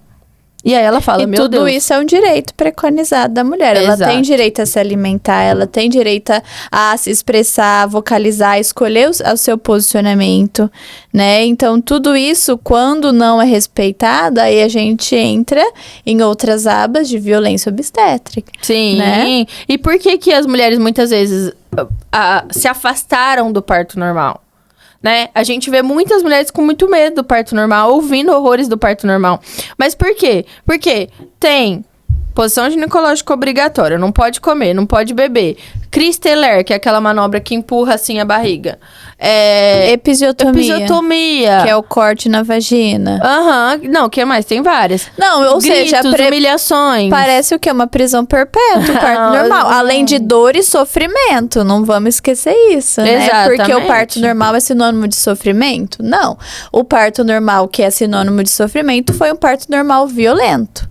Não um parto humanizado, que deveria ser para todos. Por isso que quando a gente fala que existem cesáreas mais humanizadas que partos normais, isso é real. Exatamente. Por quê? Porque a humanização não é via de parto. Só que isso afastou ao longo dos anos essas mulheres. Só que eu tava conversando com o cara agora, que me trouxe aqui no Uber, né? Porque a gente trabalha e a gente começa a falar de parto com todo mundo. Eu até gravei um pedaço, que ele falou que ele nasceu com parteiras, a família nasceu com parteiras e tal. E aí a gente começou a conversar sobre isso. O que acontece? Esses partos eram respeitosos. Eles pararam de ser respeitosos a partir do momento que o homem entra na cena do parto e que a gente medicaliza tudo. E a gente faz virar um procedimento. E aí a gente padroniza o procedimento, porque a gente precisa padronizar. Por isso que existem os POPs dentro dos hospitais, dentro da enfermagem. E aí vira um procedimento operacional padrão. E aí vira o que virou, né? E aí vira a questão financeira, né? Que eu sempre falo de isso. De leitos e tudo mais. De tudo. E também pensa assim, exato. Quantas pessoas precisam para conduzir um parto normal? Uma enfermeira obstetra. Quantas pessoas precisam para conduzir uma cesariana? Centro cirúrgico, anestesista, médico obstetra, enfermeira volante, instrumentador. Quer dizer, opa, isso aqui tá gerando muito mais lucro do que um parto normal. E aí virou o que virou. Só que a gente sabe que o parto normal não é isso, né? Isso talvez é uma das maiores dores, é o que traz a gente pro ativismo mesmo. Você entender que não é sofrimento. E que não faz sentido você escolher uma cesariana pela dor se vai doer a cesariana do mesmo jeito. Talvez não na hora. E tá tudo bem quem escolhe eu tô acostumada com pós-operatório, eu quero uma cesariana. Ótimo. Mas muitas mulheres, a hora que levantam a primeira vez e veem o que é uma cesariana... Elas foram compradas, aliás, elas compraram isso daí achando que não ia doer, entendeu? Elas foram convencidas de que não ia doer, e isso é um problema. Lógico que a dor, a gente tá aqui falando que o trabalho de parto não dói. Dói. Não, lógico que dói. Algumas mulheres não vão sentir, algumas mulheres, sim, isso tem, mas o trabalho de parto, ele dói. Mas o que a gente pode fazer pra amenizar essa dor não é um sofrimento. Não é um sofrimento. É uma dor de vida, é uma dor que vai trazer o seu filho. Mas aí a gente entra na questão da experiência de parto. Tem mulheres que podem ter tudo humanizado e a experiência de parto normal vai ser ruim. Porque a experiência é única. Porque a experiência é individual, entendeu? Não tem jeito. Mas... foi um sofrimento? Você vai perguntar pra essa mulher que não gostou do parto. Ela vai falar, não, mas não foi bom. O sofrimento, ele vem justamente dessa violência, dessa impossibilidade de muitas coisas. E isso é diferente do que a gente tá falando desse sofrimento de dor. Porque dor vai ter em qualquer via de parto, né? Então, isso é muito importante. E a humanização, ela existiu justamente através... A partir desse monte de violência, de violação, que as mulheres, elas já sofrem, inclusive, em casa, né? Porque a gente sabe que existe muita violência contra a mulher. Muita, não é pouca, não. É muita ainda. Como a gente já falou anteriormente, são coisas que demoraram. A mulher demorou a ter direito ao voto, a direito a tudo. E imagina, né, a violência obstétrica, para ser reconhecida como violência doméstica, demorou tanto, que dirá agora. Mas é uma violência. E o que caracteriza essas violências, né, que a gente tem? Caracteriza humilhações verbais, manobra de Christeler, episiotomia, procedimentos sem consentimento. Que mais? Ajuda aí. A não vocalização. Não deixar a mulher se alimentar. Não falar que não... Não, olha, isso não pode não. E muitas vezes, eu sempre falo isso, né? Não vai ser, cala a boca. Vai ser, mãezinha, não pode gritar. Você tá assustando as outras. Ó, aí você imagina uma mulher com uma dor absurda, ter que ficar se segurando. Isso é violência. Sim, a violência normalmente ela vai vir numa voz aveludada, né? A violência, assim, às vezes escancarada, mas muitas vezes é nas minúcias, né? E muitas mulheres só vão perceber depois. E além disso, a gente vai entrar, então, em fases do trabalho de parto. Justamente, essas mulheres não conseguem reconhecer muitas vezes nem a violência, que dirá o próprio corpo. Exatamente. Assim, às vezes a gente escuta, nossa, passei 20 horas em trabalho de parto e não ganhei o bebê. Mas será que você estava na fase ativa de trabalho de parto? Será que era trabalho de parto? Será que realmente você estava numa fase latente? Aí nós entramos nas fases. Nós temos várias fases. Algumas mulheres, elas pulam fase. Algumas mulheres, elas não vão perceber, mas os sinais estão ali. Exatamente. Então, a primeira fase... Os pródromos, né, Marina? Não, e lembrando que esse é um processo fisiológico, natural, progressivo. Às vezes a mulher tá com uma cólicazinha há uma semana, mas se essa mulher tá acostumada a ter cólica, talvez ela não sentiu, ela não percebeu que foi um sinal. Então a gente começa com as fases, que vai ser a primeira fase, os pródromos. O que é pródromos? É aquela fase que o corpo tá começando a dar sinais que estamos chegando, né? O que é? Uma cólicazinha, uma dorzinha nas costas, essa contração vai, às vezes começa à noite, só que aí a hora que dá amanhã, pela manhã já muda tudo, já não tem mais. A questão do tampão mucoso, que às vezes aparece na calcinha, que pode ser, tá aí pra vocês na apostila, os tipos de tampão pode vir acompanhado de um pouquinho de sangue, uma rajadinha de sangue, pode vir amarelado, um pouquinho mais amarronzado.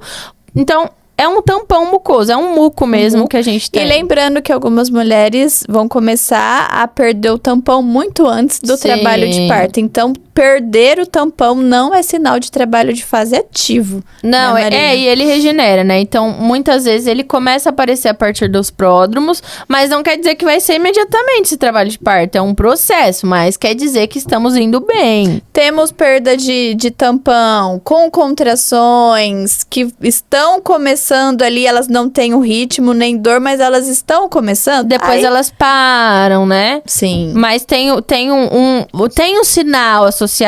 Teve lá um tampão junto com uma cólica, uma dorzinha nas costas. Maravilha, opa. Ai, quer dizer que eu preciso correr? Quer dizer que... Não, é só relaxar. Quer dizer que vai ser hoje ou amanhã? Não, às vezes vai ser... daqui semanas ainda, né? Mas é um sinal bom de que as coisas estão progredindo e que tá tudo bem, tá?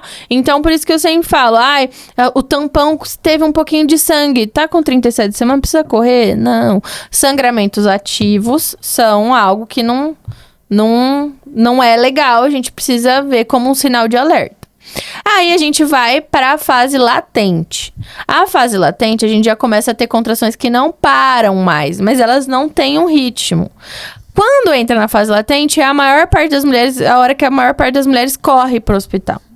Só que a fase latente pode ser muito grande. E, inclusive, ela pode demorar muito, pode ser muito dolorosa para algumas mulheres, e aí é onde as mulheres se perdem e correm para o hospital. E aí chega lá, dilatação tá 2, 3, mas nem tá em fase ativa ainda. A gente vai começar a contar o trabalho de parto para qualquer coisa, para falar que depois deu uma parada de progressão, enfim, a partir da fase ativa. Então, essa fase é uma fase de paciência. É uma fase de tomar banho quente, De né? comer comidinhas gostosas, de tentar assistir um filme. Guardar a energia. E aí, se na fase latente, por exemplo, eu tomei um banho, achei que era fase latente, tomei um banho, as contrações cessaram, não é fase latente, é pródromos. Então, por isso que a gente sempre faz o teste. Tô com contração, uma dor, toma um banho quente. Essas contrações sumiram? Muito provavelmente um pródromos. Essas contrações continuaram, opa, vamos progredir. Então, a fase latente são contrações que elas vão e voltam. Elas na verdade, não é nem vão e voltam. Elas continuam, né? Mas sem um ritmo. Então, uma dá a cada 16, depois a outra 8, depois a outra 2. E você fala, opa, agora vai. Mas ainda demora para engrenar. E aí, depois da fase latente, que é essa fase que a gente precisa descansar, né, guardar energia, a gente vai começar a fase ativa. Como que eu sei que eu tô em fase ativa? Contrações fortes, dolorosas, com ritmo, né, tempo inferior a 5 minutos. Então, tem contração ritmada de 5 minutos para menos, a gente começa a caracterizar a fase ativa. Nos aplicativos, ele até avisa, né? Sim. Ele vai falar, você está em fase ativa, é hora de ir para o hospital. Então, é a melhor hora de ir para o hospital, porque a gente sabe que agora engrenou. Agora vai ter dilatação. Provavelmente. Pelo menos o mínimo. Mas na fase latente, não necessariamente. Porque tá longe ainda, E é o né? momento em que precisa ter um olhar mais de perto ao escutar esse bebê, né? Então, entrei na fase ativa, é o momento de ir pro hospital. Sim. Não tô com sangramento, não tive perda de líquido, ou tive perda de líquido e tá clarinho, tá tudo bem. Tranquilo, né? O pessoal corre pro hospital, acha que é igual ao filme. Mas não, entrei na fase ativa, começou, ritmou, depois de um tempo, aí é um bom momento de ir pro hospital. Sim, e a questão, eu acho, também, da fase ativa, justamente, se você tem uma equipe que vai até sua casa, uma enfermeira obstetra pra auscultar, não precisa ir pro hospital ainda.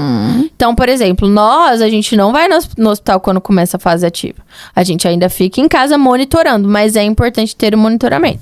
Mulheres que vão pro SUS, que não tem nenhuma equipe e tudo mais, é um bom momento de ir pro hospital pra ter esse monitoramento, que é muito importante. Então, antes disso, tá tudo certo. A fase latente, vamos descansar, tenta dormir, por mais que às vezes a dor é um pouco chatinha. As contrações estão ainda espaçadas, não tem ritmo, não ganhou ritmo, fase latente, vamos descansar. Começou a ganhar ritmo, 5 em 5 ali, né? Ou menos, pode até vir menos. E ritmo, aí tem gente que fala, ritmo... Certinho. Exato, Bate é muito louco, certinho. não é? Parece que é mentira. Mas começa assim, 5 minutos. Você pode olhar no relógio, daqui 5 minutos dá mais uma. Aí você fala, não é possível. Aí ela vai diminuindo. Aí à medida que ela vai diminuindo, as próximas vão diminuindo também. Então, às vezes começa, a cada 5 minutos tem uma. Daí daqui a pouco, a cada 4 minutos tem uma. É cada 4 minutos certinho, contada no relógio. E a dor vai aumentando. É muito legal a gente ver no aplicativo, né? Porque vai, tipo, 18, depois 16, depois 4, depois 8, aí começa de novo. 5, 5, 5. Aí vai diminuindo até uma hora que a gente para de contar, porque Sim. aí a cada 30 segundos, Só a cada esperar. 1 minuto, só esperar. Tá? Então é isso. A fase ativa, a gente precisa ir pro hospital, como a gente falou, mas é bom a gente se movimentar, né, Amanda? Sim, exercitar, mobilizar a pelve, ajuda na descida, ajuda no encaixe do bebê. Então, ótimo momento. Lógico que antes a gente já inicia com caminhadas, mas muito tranquilo, porque a gente tem que pensar que o trabalho de parto, ele vai demorar. Ele tende a demorar, né? Então, a gente precisa economizar energia, porque a gente precisa ter energia para esse nascimento, né? Então, assim, fase ativa, bola, mobilidade pélvica e tudo mais é um ótimo momento porque acelera, sim, o trabalho de parto. Ajuda nesse encaixe na descida do bebê. Lembrando que o colo do útero, ele aumenta 10 centímetros, mas o bebê também desce 10 centímetros. Sim. Então, assim, a fase ativa, ela começa o desafio começa aí, né? Porque a dor vai aumentando, intensificando cada vez mais. E quanto mais a contração diminui, mais intensifica. Só que tem muitas mulheres que entre essas contrações dormem. Por quê? Porque, por exemplo, nem toda contração vai ser muito forte. O corpo é tão inteligente que ele vai dando uma amenizada. E uma contração dói um pouco mais, outra um pouco menos. E muitas mulheres conseguem até dormir, né, durante esse processo. Então, não quer dizer que, meu Deus, porque daí tem gente que fala, meu Deus, não quero mais isso aqui. Mas não, né? Por mais que essas contrações vão diminuindo e intensificando, é suportável, né? Então, assim, e ainda que para algumas mulheres esteja insuportável, a gente tem outros métodos de alívio de dor que, inclusive, o acompanhante, caso não tenha uma doula, uma equipe, conseguem ajudar. Então, massagens, a questão do banho morno, a questão dos óleos essenciais, tudo isso. Inclusive, alguns exercícios ajudam a liberar a dor, né, também. Então, com certeza, ficar parado no momento de dor vai intensificar a dor. Por isso que a gente fala do posicionamento. Principalmente deitado, né? Deitada, posição de litotomia. Normalmente é a posição que mais dói, porque vai contra a fisiologia, né? Então, o movimento também auxilia no processo da dor. Aí, a gente vai ter depois disso a fase de transição, que é a fase que muita gente, eu não gosto desse termo, mas fala que é a fase da covardia, que é quando as mulheres começam, eu acho que eu não vou aguentar. As que não pedem cesárea, porque tem algumas que não querem cesárea. Meu Deus, cesárea. Elas falam que elas não aguentam mais, mas não quer cesárea. Mas é a fase que muitas mulheres, às vezes, pedem cesárea, pedem analgesia, falam que não vai aguentar. Mas tá muito próximo, né? A maioria das vezes é a hora que já tá quase. E aí, a gente vai buscar métodos de alívio de dor nesse momento, né? Mas é importante saber que essa fase existe pra entender e pro acompanhante também entender que, peraí, vamos dar uma segurada, vamos, né? Tá tudo bem, vamos de acordo ali com o que a gente fez no plano de parto. Exato. Segue o plano. Por quê? Porque estando tudo bem, desistir nessa fase é uma decepção muito grande pra maioria das mulheres. E se a gente tá num hospital e você tá ali 20 horas no trabalho de parto, o pessoal quer finalizar pra poder, vamos pular logo essa fase e vir pros cuidados, enfim, e fazer tudo que tem que fazer, não é muito incentivado, né? O pessoal, quer cesárea? Vamos lá. Não dá pra falar duas vezes que o pessoal aparece lá com a maca já pra te levar. Então, a transição é uma fase que o acompanhante tem que estar muito junto com essa mulher.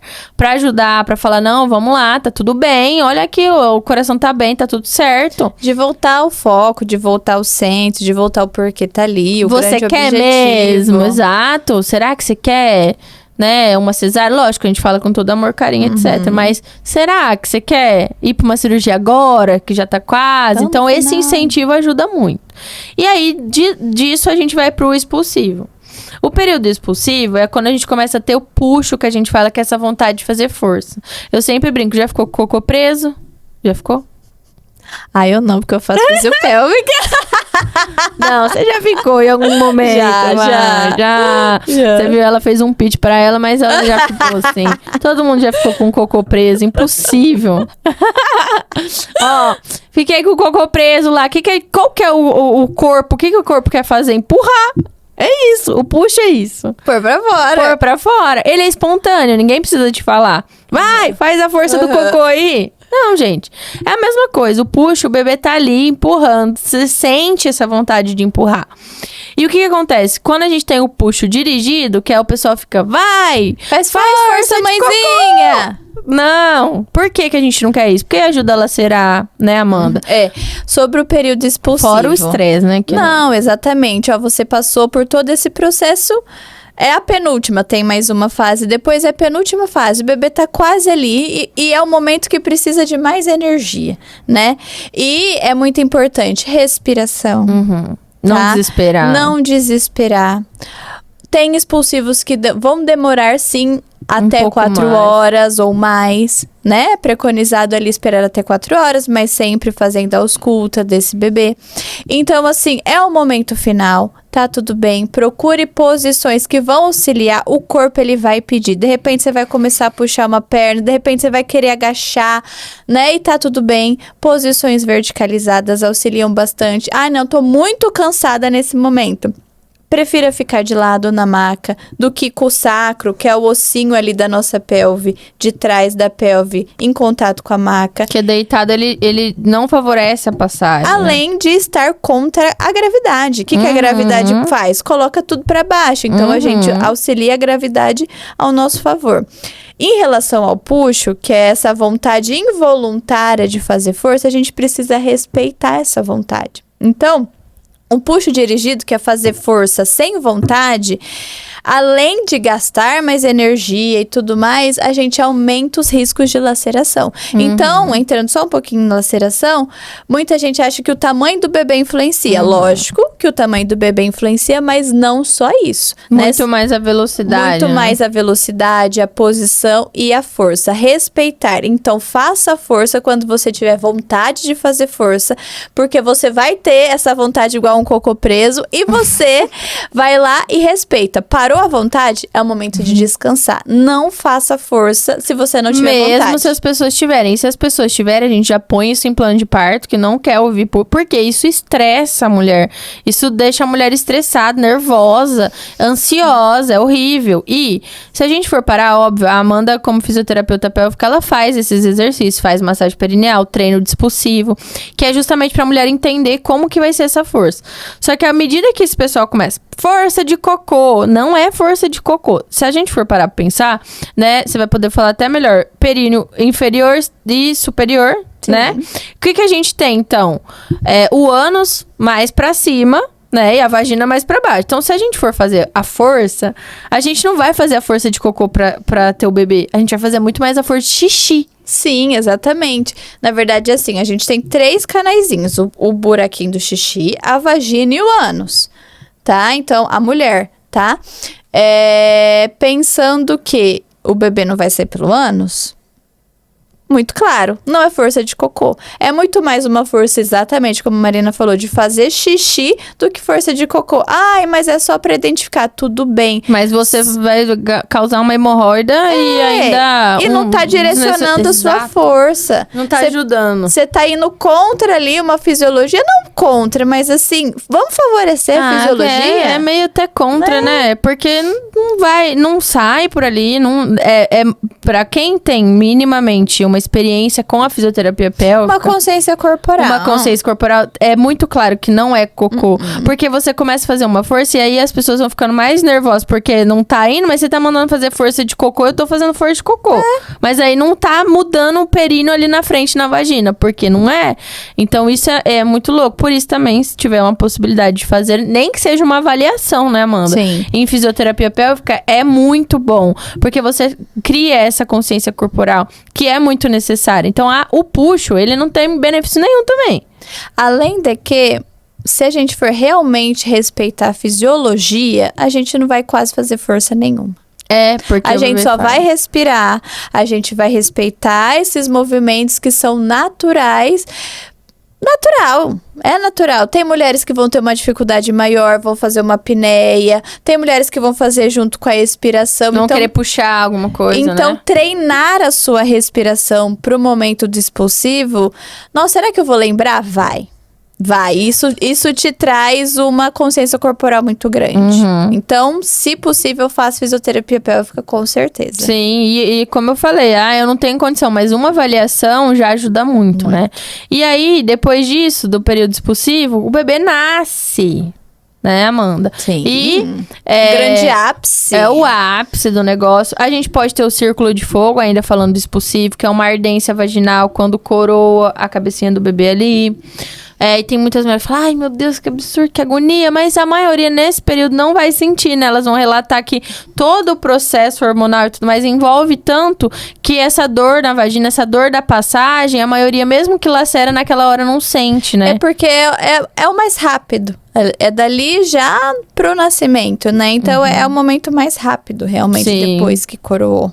E falando dessa questão do que você comentou, só voltando um pouquinho do bebê grande e tudo mais, é por quê? Porque o bebê vai laceando naturalmente o períneo, mesmo que ele seja maior. Por isso que às vezes o bebê é menorzinho, mas ele nasce de uma vez, às vezes acaba lacerando um pouquinho mais. Então, Então não Sim. tenham medo do peso do bebê. Olhem, né, todas as recomendações, né? Ah, eu tenho diabetes, é uma recomendação. Não tenho, outra recomendação, né? Mulheres com diabetes, mais de 4,5 kg é uma recomendação. Sem diabetes, até 5 quilos. Sim. Então, quer dizer, será que esse bebê é grande realmente? E a gente já viu tantos bebês grandes nascerem tranquilamente, né? A questão da laceração é assim. A laceração, ela é natural. Certo? Ela é a favor da fibra muscular. Então, a sua recuperação é muito mais rápida.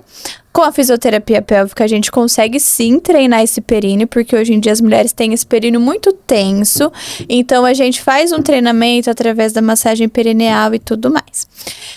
O peso do bebê é uma condição, como a gente falou, mas não é só isso. É muito mais a posição, a velocidade e a força. Então, assim... A laceração, muitas mulheres têm medo da laceração, mas muita coisa influencia a laceração. O que a gente pode fazer? Respeitar essa fisiologia, ficar em posições mais verticalizadas e respeitar principalmente essa vontade de fazer força. Sim, e você falou essa questão da laceração. Tem mulher que fala, eu tenho muito medo da laceração, eu vou pra uma cesariana. Mas você não tem medo de 7 camadas da pele? Da pele não, do corpo. Tenho. Aí você escolhe. Sim. Agora, se você falar, não, eu prefiro ainda assim, porque pelo menos é na barriga, ok. Mas é uma coisa a se pensar também, né? Que muitas mulheres às vezes não põem na balança pra escolher. E aí, depois que nasceu o bebê, não acabou o parto. Sinto informar. Ainda Tem não. mais uma etapa. Tem a dectação da placenta. Tá? A dectação da placenta, geralmente o bebê mamar, contato pele a pele, vai favorecer, vai ter mais produção de ocitocina, que ajuda a dectar mais rápido. Então, tudo isso é muito legal. Por isso que a gente fala tanto do contato pele a pele, né, Amanda? Da gente ter essa amamentação de primeira hora. Vai favorecer, inclusive, no parto, gente. Isso é muito importante. E, geralmente, não deve ter essa tração forçada, porque como a gente falou, alguns lugares têm essa questão de querer acelerar o parto muito, né, pelos protocolos, enfim. Só que a tração do cordão, ela acaba trazendo malefícios para a mulher, porque ela pode romper algum vaso ali do útero, porque a placenta, ela é coladinha no útero. Então, quando a gente puxa, a gente pode ter mais risco de hemorragia, por exemplo, fora o desconforto e tantas outras coisas. Então, depois disso, a gente ainda tem a dectação da placenta. Nasce o bebê, nasce a placenta. E aí, só que a gente vai falar que finalizou o parto. Então, a placenta, geralmente as mulheres sentem muito alívio, né? Depois que o bebê nasce, ainda dá uma cólicazinha até a placenta sair. Depois que acaba o parto, geralmente a mulher recebe uma injeção de ocitocina na perna para evitar a hemorragia. É o que é preconizado, tá? E aí, sim, nasceu. Tá? É importante a gente falar que é um pouco anterior até talvez a todas as fases do nascimento, que a bolsa, ela pode romper durante o processo, antes do processo começar, ou ela pode não romper, que é os bebês que a gente fala que nascem empelicado. E o que é importante a gente saber sobre a bolsa? Que a bolsa, ela envolve o bebê ali com o líquido, que esse líquido, ele é um protetor do bebê, né? Então, ele é um líquido estéril. E quando a gente rompe essa bolsa, a gente tem mais risco, ao longo do tempo, de ter alguma infecção. Sim. Então, eu preciso correr para o hospital? Não, mas a gente vai observar, né? Por quê? Porque a maioria das vezes, o que é preconizado é que a mulher vai entrar em trabalho de parto em até 24 horas após o rompimento, a maioria. E aí é preconizado que essa mulher, depois de 18 horas, faça um antibiótico de profilaxia, que seria para prevenção. E é importante ressaltar que se a bolsa rompeu antes de iniciar trabalho de parto, ou a partir do momento que a bolsa rompe, não pode mais ter relação sexual. Relação sexual. Na verdade, relação sexual no sentido de penetração. Qualquer tipo de penetração. A não penetração. Lógico, luva estéril, quando for fazer o toque. Por isso que a gente restringe até a quantidade de toque, né, nesse momento, pra evitar justamente levar essa infecção pra dentro. Porque aí, como o meio, né, interno e externo tá em aberto, tá em comunicação, a gente pode levar mais infecção, exatamente, né, pro bebê. Então, porque a gente sempre fala, né, tá no trabalho de parto, se quiser ter relação sexual é bom, porque vai induzir mais esse parto, né, libera ocitocina e tudo mais, até pode sem penetração, nesse caso da bolsa rota. E o que é importante a gente olhar? A cor do líquido e observar bastante a questão se o bebê tá mexendo, se esse líquido é transparente, a questão de febre, então não pode ter febre, tá bom? Então, essa questão da bolsa é bem interessante, porque às vezes, principalmente os homens, eles chegam lá pra fazer educação perinatal e aí falam, como que você acha que é o parto? Aí ele fala, rompe a bolsa. Quer dizer, tem gente que acha que a bolsa está diretamente ligada ao trabalho de parto, e não necessariamente. Inclusive, a bolsa tem um cheiro característico. Então, se ainda não estou com mais de 37 semanas, se você vê um escorrimento de líquido involuntário e tem um cheiro diferenciado, a gente precisa observar isso também. Além de que a bolsa pode romper mais superior, né, que esse líquido ele vai escorrer mais devagarzinho, ou pode romper igual a gente vê em filme, que escorre pela perna também. E fora isso, né, muitas mulheres elas já estão cansadas no final da gestação e tudo mais, e aí o que acontece? Elas acham que é isso, preciso ter o parto o mais rápido possível, ou até por questões de medo de passar das 40 semanas, mas a gestação humana é até 42 semanas. E aí, mesmo que seja um bebê que tá ali, né, esperando gostando um pouquinho mais de ficar na barriga, a gente sabe que ainda assim a gente não precisa fazer uma cesariana, porque a gente tem os métodos de indução. Muitas mulheres têm medo dos métodos de indução, mas esses métodos, a maioria das vezes, bem conduzidos, são muito seguros, mais seguros do que uma cesariana, por exemplo, se a gente for colocar na balança os riscos. Então, e eles podem ótimo, ter né? também uma progressão. Exatamente. Nós temos alguns estímulos, como caminhada, relação sexual, estimulação do mamilo, são acupuntura, né? São coisas que vão auxiliar. Aí nós entramos nas tâmaras, né? Temos alguns chás e tudo mais. E essas daí eu já nem coloquei, porque apesar das pessoas usarem muito, elas não têm uma evidência clara. Comprovada. Mas essas mulheres, elas muitas vezes querem fazer uso. Porque talvez elas vão ouvir por aí, né? Sim. Mas é importante porque às vezes a mulher ela chega lá, vou comer um monte de tâmara, vou entrar em trabalho de parto. Não é isso. Não funciona. São pequenos estímulos, Ou né? eu vou ficar agachando um monte e vou entrar em trabalho de parto. Não é isso. Ou vou ter várias relações sexuais, então, loucamente aqui, mesmo sem querer, pra estimular. Não é isso. Não é isso. Né? Mas o conjunto de coisas vai trazendo certos estímulos que ajudam. Essas são as naturais. Aí depois a gente tem os mecânicos antes de entrar no farmacológico. O que é isso? É o balão, o descolamento de membrana, que são coisas que podem ser feitas em consultório e a pessoa ir pra casa. Isso é muito bom. Esperar. Então, ainda assim, pra depois a gente pensar nos farmacológicos, que é o misoprostol ou a questão da ocitocina. Só que são induções diferentes, servem para coisas diferentes.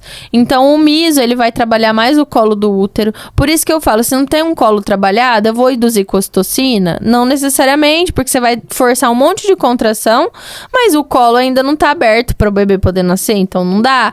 Então, geralmente, a gente inicia essa indução com o miso, porque o miso vai trabalhar o colo, vai começar a abrir e tudo mais, e aí a gente coloca esse comprimido lá no colo do útero, lá dentro, e aí essa mulher vai ficar ali deitada cerca de 1 hora para poder fazer uma absorção desse comprimido, e aí depois pode voltar a fazer as atividades, andar e tudo mais.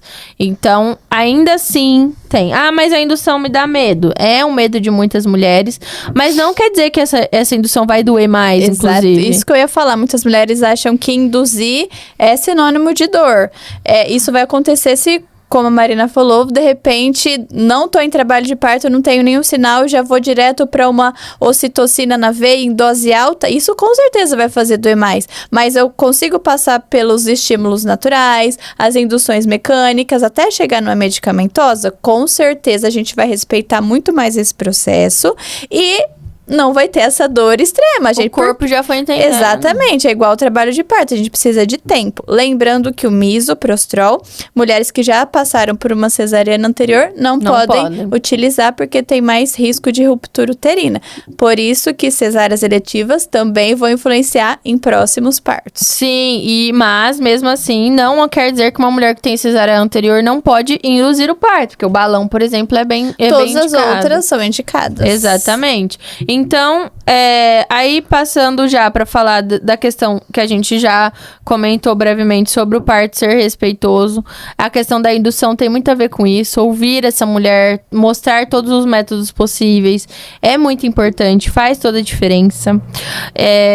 E é o que a gente já falou, a gente precisa ser escutada, ter liberdade de posicionamento, isso favorece muito, né? Ter liberdade de alimentação e... tudo isso é um direito da mulher. Isso é muito importante, né? Depois do parto, a gente tem alguns métodos, a fisioterapia, o laser, a questão do gelo no períneo podem ajudar se tiver laceração. Indução também não quer dizer que vai ter mais dor ou mais risco de laceração. Isso é um mito que eu também já ouvi, tá? Mas a gente tem direitos no parto. Tudo isso que a gente falou até aqui é um direito adquirido da mulher. Inclusive, o bebê tem direitos. E eu quero deixar bem frisado que a gente já falou um pouquinho sobre laceração, mas que episiotomia e laceração são coisas diferentes. Sim. Episiotomia, que é o corte na vagina, não tem evidência científica e é realizado pelo médico, né? Pelo profissional. Um procedimento cirúrgico realizado por profissional, normalmente contra a fibra muscular. Ou seja, a cicatrização é mais demorada. Que faz já uma laceração de pelo menos grau 2. Ou seja, não se faz uma episiotomia tentando evitar uma laceração. Episiotomia já é uma laceração de pelo menos grau 2. Quando a gente faz uma episiotomia, a gente tira a chance da mulher ter uma laceração menor ou não ter laceração. Isso a gente tá falando aqui porque a gente leu um comentário há pouco tempo, a mulher, num vídeo falando assim, graças a Deus o meu médico fez episiotomia e eu não tive laceração. Ou seja, uma desinformação... Tive laceração grau 0, eu não tive, que bem. Ela é uma desinformação de que, tive episiotomia e não tive laceração. Isso é pior, era uma médica, mulher. Não, para que fica pior. Pior, dá pra piorar. Ou seja, não faz sentido nenhum e não tem nenhuma evidência de que a episiotomia deve ser utilizada e traz benefícios. Sim. E sim, malefícios como dor na relação sexual, mais chance de ter prolapso, que é a queda dos órgãos, mais chance de ter dor crônica, mais chance de ter dor na relação sexual. Por que a gente fala isso? É o que eu falo. Às vezes o conhecimento básico muda tudo. Porque essa mulher, ela estava crente. Fizeram ela acreditar que aquele corte ia ser ótimo, já que ela não ia ter laceração. Mas aí, como que ela sabia que não ia ter laceração? Não tinha como. Então, isso é importante. Essas pequenas coisas, saber dos pequenos direitos, vai mudar muito a experiência da mulher. Porque essa mulher tava com uma laceração lá... enorme, na verdade até pior, porque tá lá com um monte de sutura, de ponto, não sei o que, num ambiente que é úmido e tudo mais. E aí, achando que a mulher foi ótima com ela. De infecção, né? Exatamente. Por isso... a parturiente tem direitos, né, Tem Marina? direito. Então, direito do acompanhante, a gente tem a lei de 2005, que foi revogada, mudou pela lei 14.737 de 2023, era 11.305 de 2025. E acho interessante você falar... quem que encabeçou essa lei? Sim, a lei do acompanhante, né, de 2005, ela foi encabeçada pela Reúna, Então é muito importante, se vocês não conhecem a Reúna, vão lá, conheçam a Reúna. Lá, os filiados podem ser, do mesmo jeito que a gente ajuda a causa animal, a gente consegue ajudar a causa da mulher. Uau. E é ótimo. Então, a gente tem lá também filiações de pessoas, né? Para pessoas da sociedade civil. Então, faz muita diferença, porque quem nomeou o termo violência obstétrica foi a Reúna, e quem também fez, né, articulou essa lei do acompanhante foi a Reúna. Então, é muito importante. A gente tem direito de uma informação clara e verdadeira. Então, mentir que o cordão tá enrolado no pescoço, ou que isso é uma indicação, ou que eu tô com 2 centímetros se eu tô com 8, só pra eu ir embora mais cedo lá do plantão e fazer uma cesárea, não é um direito, quer dizer, não é legal, né? É um direito seu do livre esclarecimento e da verdade, né? A gente tem direito ao consentimento também, então eu não posso chegar lá e fazer uma episiotomia na Amanda, simplesmente porque eu quis. Precisa ter um consentimento, e a gente tem o direito, inclusive, de falar não, que é o próximo aqui, que é o direito à recusa. Então, tô fazendo um monte de toque, pra quê? Faz 1 hora que acabou de fazer o toque. Se mudou, não é algo que vai mudar o desfecho. Não precisa ser agora. Porque vai doer, porque vai tirar essa mulher do lugar que ela tá, né? Do conforto que ela tá. A Cristeler, que é aquela manobra que o pessoal empurra a barriga, de jeito nenhum. Isso é muito agressivo e tem muitos riscos, né? Inclusive de laceração de órgãos, né? Então, assim, não dá, gente. Impossível. Rompimento artificial da bolsa. Também tem direito de falar não, se não for por um motivo que apresentarem e clinicamente ser algo que vai ser benéfico, enfim. Recusar os procedimentos, né? Muitas vezes as mulheres têm medo, mas tem procedimentos aqui que a gente falou que são proscritos, né? Lavagem intestinal, não se faz mais isso, sei lá, desde quando, né? Tricotomia, que é a raspagem dos pelos. Tem mulher que não faz uso na sua vida. Por que naquele dia ela é obrigada a fazer, sendo que às vezes ela nunca fez na vida? Direito à analgesia, e aqui eu quero por um parêntese, a lei sanitária ela vai falar de direito à analgesia. Inclusive pode ser uma doula, mas aí muitos hospitais não aceitam a doula, mas também não oferecem analgesia, e eles estão fazendo o quê? Infringindo lei sanitária, ok? Mas por que é importante aqui, né? A questão da analgesia, a gente saber que é um direito, mas evitar a fadiga, né? Então, conhecer o hospital, saber os protocolos hospitalares da cidade de vocês. Por quê? Porque pode ser que não tenha realmente anestesista de plantão. E aí eu falo, eu tenho direito, tá? Mas eles não têm como oferecer. Respeitando também os protocolos hospitalares. Entendendo, né? Que apesar de ser um direito, né? A gente sabe que o Brasil é assim que funciona. Tem um lugar que, apesar de ser direito, a gente não consegue exercer. Então, conhecer, né, o ambiente, o hospital é importante. Privacidade, direito à privacidade também, ao ambiente. Então, não podem sair falando, acendendo luz e tudo mais. Eu não coloquei aqui, mas é um direito ao nome também. A gente tem o direito ao nome, inclusive o direito ao nome é irrevogável, tá? Eu sempre falo isso. Então, mãezinha, se o mãezinha te incomoda, tem mulher que acha lindo, acha que é acolhedor, maravilha. Mas tem mulher que incomoda. Se você for como eu, vai te incomodar demais, mãezinha. Então fala, oi, meu nome é Marina, meu nome é fulano, me chame pelo nome, porque é um direito ao nome, inclusive, como eu falei, irrevogável. Ninguém pode se recusar a ter um nome que tem, enfim. E quando a pessoa precisa mudar de nome, é toda uma burocracia. Então, por que as pessoas vão chamar de mãezinha, né? Então, tem gente que acha que é uma besteira, mas não indo a fundo, é algo que realmente é um direito e tem muitas questões, muitos fatores envolvidos nessa questão da mãezinha. Depois, direito à liberdade de posicionamento, alimentação, vocalização, movimento. Então, vou baixar a Valéria aqui. Pra quem não conhece a Valéria, conhece a Valéria, advogada de gestantes. A Valéria fala uma coisa que é muito, muito verdade, né? Nenhum indivíduo é obrigado a fazer algo senão em virtude de lei. Ou seja, é proibido me movimentar, alimentar e tomar água e não sei o que no parto? Óbvio que não. Até porque, gente, olha, com propriedade, nem o prisioneiro, nem a pessoa que tá presa, privada de liberdade, não tem o direito de alimentação, ou não é privada do direito de alimentação. né? Então, por que que a mulher vai ser privada? Então, é um direito, sim. E, mas aqui não pode. Não pode, porque é meu direito. Pode sim. Direito de não ser separada do bebê, mesma coisa. Por quê, gente? Primeiro porque a gente tem o ECA, né? E que é o Estatuto da Criança e do Adolescente, mas porque favorece o bebê, tem toda a questão, né, de benefícios da amamentação. Então, sem justificativa clínica, a gente não pode. E o direito do acompanhante na cesariana, que vai entrar lá.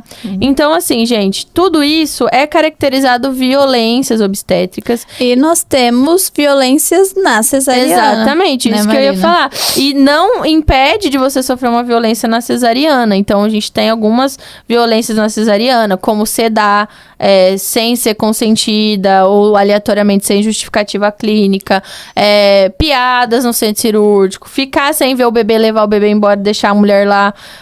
Geralmente essa é acompanhada da analgesia, né?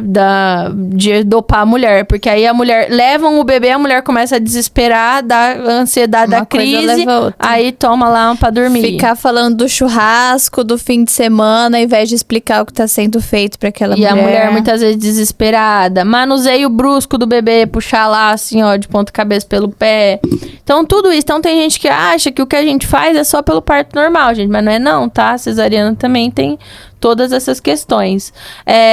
Então, é violência obstétrica, procedimento sem consentimento, falta de explicação, toque excessivo repetitivo, agressão verbal, negação de analgesia, xingamento, bronco, humilhação, cristeler, episiotomia, impedir acompanhante, separar a mãe e bebê sem justificativa, como já falei pra vocês, em virtude de lei mesmo, ignorar pedido de ajuda, negar alimento e água, né?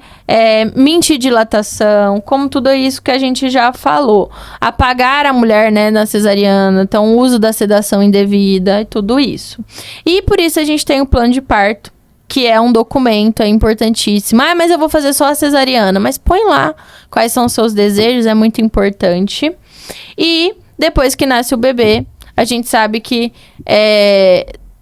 esse contato, não ser negado todos esses direitos, vai impactar lá no pós-parto, que é o que a gente já falou, na questão emocional e psicológica dessa mulher depois. Então, é muito importante. E com isso, a gente finaliza essa primeira aula. O acesso da próxima vai ser dia 18, que a gente vai falar em amamentação. A gente falou sobre gestação, a gente falou sobre o parto, e aí nasceu o bebê. Né? O que eu faço agora?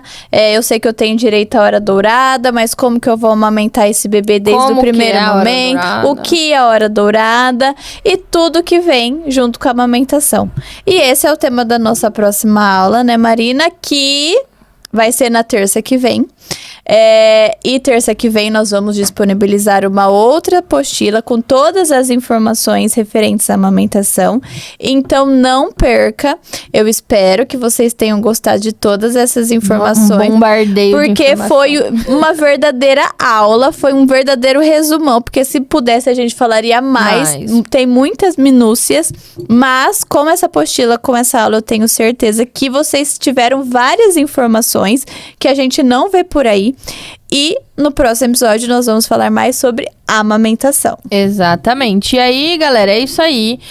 Lembrando que a gente tem a violência obstétrica e a violência neonatal. Então, é muito importante que vocês continuem as próximas aulas, que foi pensado assim, justamente nesse ciclo total.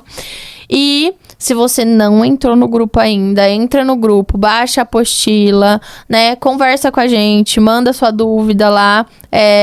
O intuito dessa aula não é dar um bombardeio de informação e simplesmente cada um faz o que quer com isso, não é isso não. Mas é trazer esse empoderamento, essa informação de qualidade que vai fazer toda a diferença para a sua jornada, né? Para o seu maternar, né, para sua questão psicológica e emocional. Então vai fazer muita diferença e a gente espera vocês no grupo. E até o próximo episódio. A gente se vê terça que vem. Um beijo.